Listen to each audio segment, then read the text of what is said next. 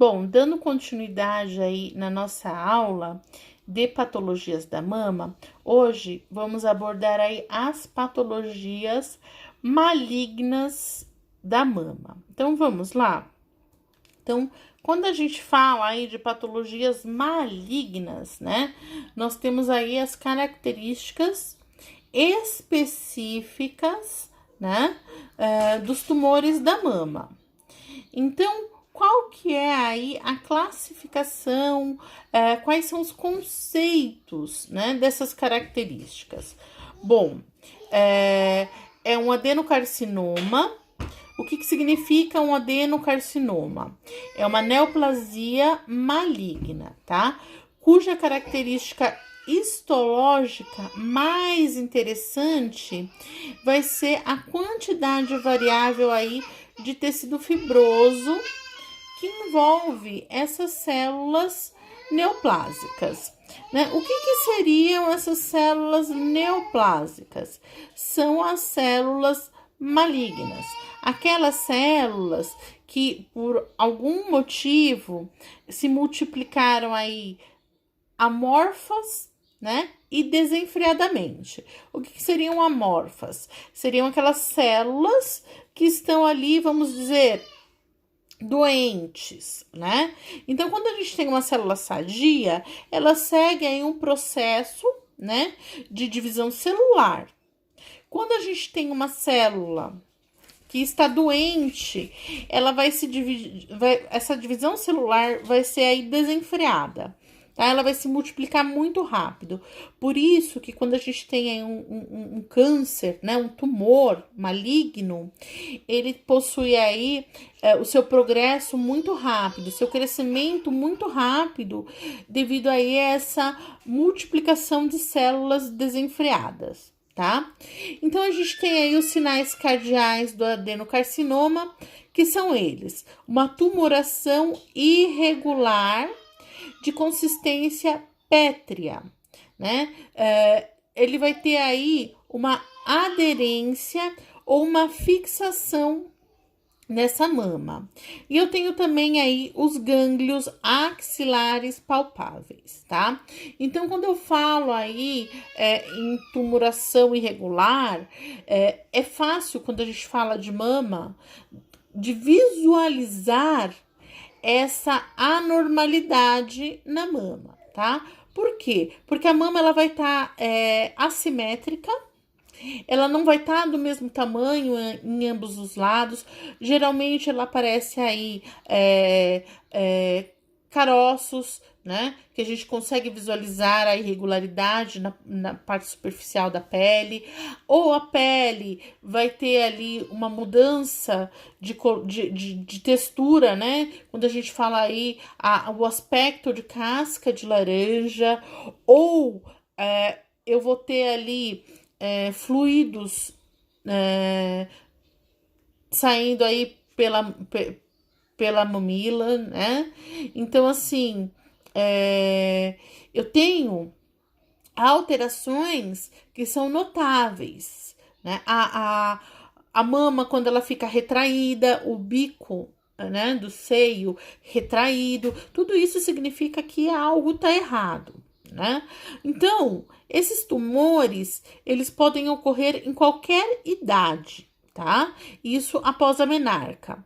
Então, o que seria a menarca? É quando cessa a menstruação, tá? Sendo pouco frequentes aí antes dos 30 anos. Por esse motivo, que é menos frequente antes dos 30 anos, que geralmente não se tem um fluxo tão grande de mamografia em mulheres aí até os 30 anos, propriamente dito, tá? Essa mamografia, ela é indicada quando eu tenho aí um histórico familiar, quando eu tenho alguma lesão considerável aí, visível, né? Que aí é caracterizado aí uma solicitação para esse exame. Fora isso, geralmente eles indicam aí a ultrassonografia da mama, tá? Então, após os 35 anos, né, começa a aumentar a incidência de tumores da mama. E ela atinge aí o seu máximo aos 65 anos. Então, a gente pode dizer que entre 35 anos e 65 anos é aquele período em que a mulher, ela necessita da realização da mamografia. Isso como uma forma preventiva contra o câncer de mama, tá?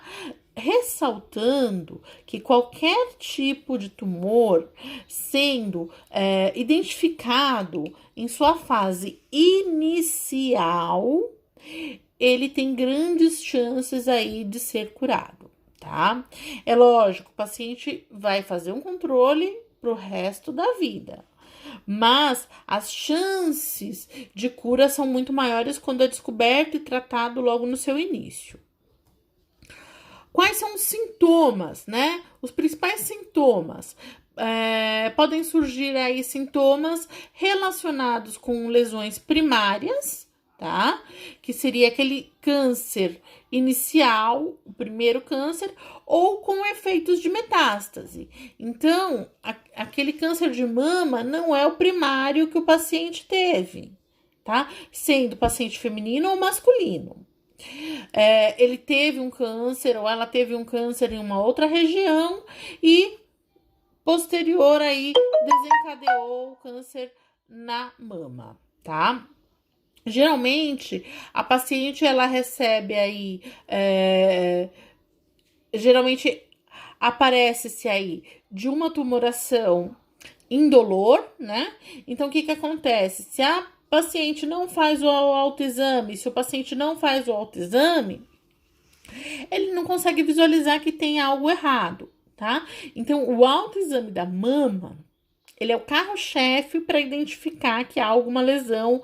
Por quê? Mesmo que seja um pequeno carocinho, ele tá ali, não era para ele estar ali, né? Não tá doendo, não tá, né, incomodando, mas vamos investigar o que é, principalmente se você tem histórico familiar, tá? É importante fazer essa investigação. Bom, a forma e o tamanho da mama, ela podem estar aí distorcidas pelo crescimento da tumoração ou sua fixação aí direta ou indireta à pele, tá? Essa retração, ela geralmente ocorre devido ao crescimento do tumor. O mamilo, ele pode encontrar-se aí desviado, distorcido, retraído ou destruído, tá?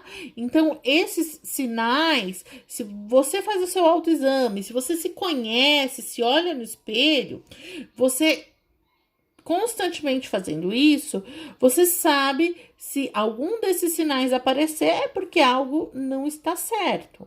Então, tem que ser investigado, tá? E aí, o principal índice aí que a gente classifica quando a gente faz uma anamnese do paciente é em relação ao histórico familiar desse paciente, tá? Então, quando a gente fala em estudos de câncer de mama, o histórico familiar, ele é fundamental, tá? Então, pacientes que têm histórico familiar com câncer têm um maior risco, tá? Então, na mulher com menarca precoce e menstruação tardia, também.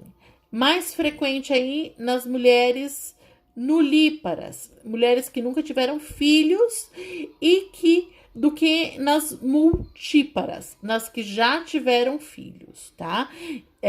Obesidade associada a riscos aumentados aí pela síntese dos estrogênios nos depósitos adiposos, tá? Então, quando a gente fala dessa parte em que eu tenho aí os estrogênios, eu tô falando aí de parte hormonal.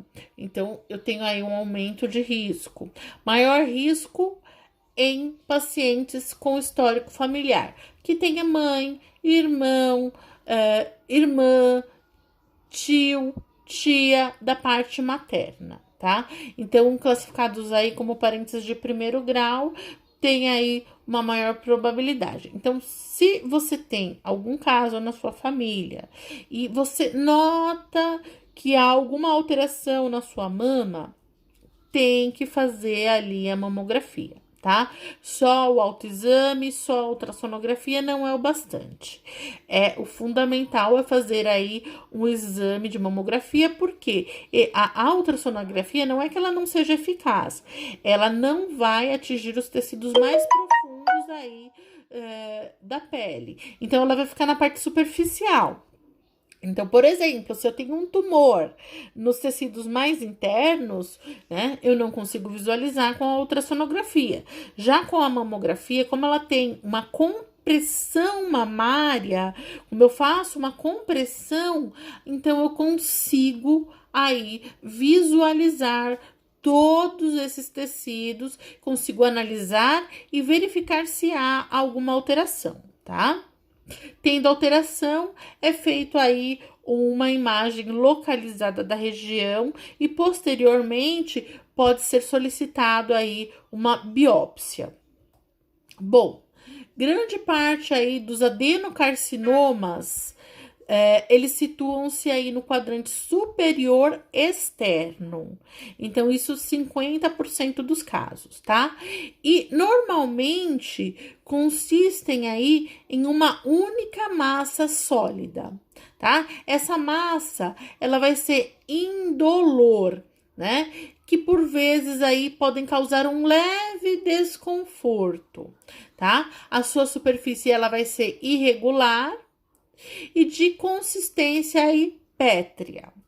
Então, por ela ser indolor, o que acontece? Não tá doendo? Eu vi que tem um carocinho no meu peito, no meu seio, mas não tá doendo. Então deixa ele ali quietinho, eu tenho muita coisa para fazer, não dá tempo de ir ao médico, e aí vai deixando, né? E aí quando procuram auxílio médico, já é complicado, porque o que era ali no início, que era fácil de ser tratado, agora já está mais complexo. Pode ser que já tenha aí caído no sistema linfático, né? E alastrado para outras regiões aí do organismo, tá? Então, é muito importante aí o autoexame, a detecção do tumor em sua fase inicial. Bom, o carcinoma de mama, ele pode estar aí aderente ou ele pode estar fixado à pele aí subjacente ou as estruturas profundas, tá? Então, a fixação aí de uma tumoração à pele é quase sempre o diagnóstico de um carcinoma, tá? Quando a gente fala em carcinoma, a gente está falando em algo maligno. Geralmente, pacientes que têm aí prótese de silicone e sentem muita dor, enfim, elas têm que fazer o exame com uma manobra chamada manobra de Eclude. Essa manobra, ela desassocia o silicone da mama, fazendo com que eu consiga visualizar o tecido mamário, né, na parte posterior ao silicone. Então, o silicone ele vai ser desassociado para a parte superior, né, próximo ali a escápula do paciente, sentido escápula,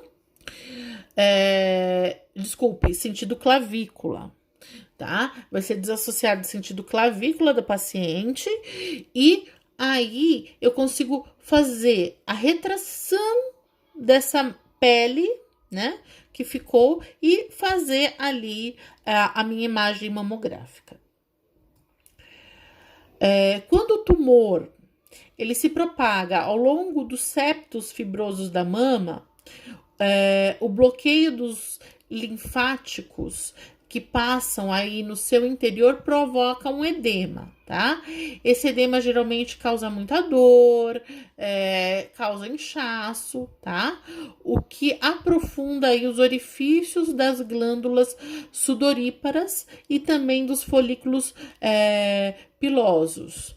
Isso dando à pele aí um aspecto de casca de laranja. Então, a pele, lembra que eu falei para vocês no início da aula de hoje que um dos aspectos tumorais aí de indícios de câncer de mama seria a alteração da pele. Esse aspecto de casca de laranja vai ficar aquela pele ressecada, aquela pele toda irregular, né? Isso eu já tenho aí um indício de um tumor aí já considerado um estágio já não em fase inicial. Bom, hoje a gente finaliza essa parte aí de câncer de mama, tá? Dos tumores malignos. Aqui a gente tem a referência do material que foi utilizado para a confecção da aula de vocês.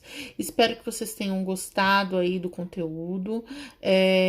Eu fico aberta para perguntas, tá? Espero que vocês mandem questionamentos relacionados aí com o conteúdo da aula de hoje, tá? Vamos fazer a pesquisa relacionada com os temas de patologias da mama para a gente fazer a nossa atividade. Acessem o ambiente virtual, façam as atividades do AVA, não deixem para a última hora. Não é porque nós estamos em um momento, vamos dizer assim, trabalhando em casa, home office, tendo aulas aí à distância, que nós vamos deixar tudo para a última hora, tá? Então, enquanto nós temos essa impossibilidade da nossa aula presencial, vamos tirar todas as dúvidas, porque posterior nós vamos fazer todas essas atividades em sala de aula, colocar em prática todo o nosso conhecimento, e aí nós precisamos da colaboração de vocês, né? A nossa colaboração, a colaboração de vocês, a colaboração de todos, um conjunto, tá? Para que a gente consiga fechar esse semestre aí com um conteúdo em grande escala, com um conteúdo bem absorvido por vocês, tá? Estou aberta aí para qualquer dúvidas relacionadas à nossa aula.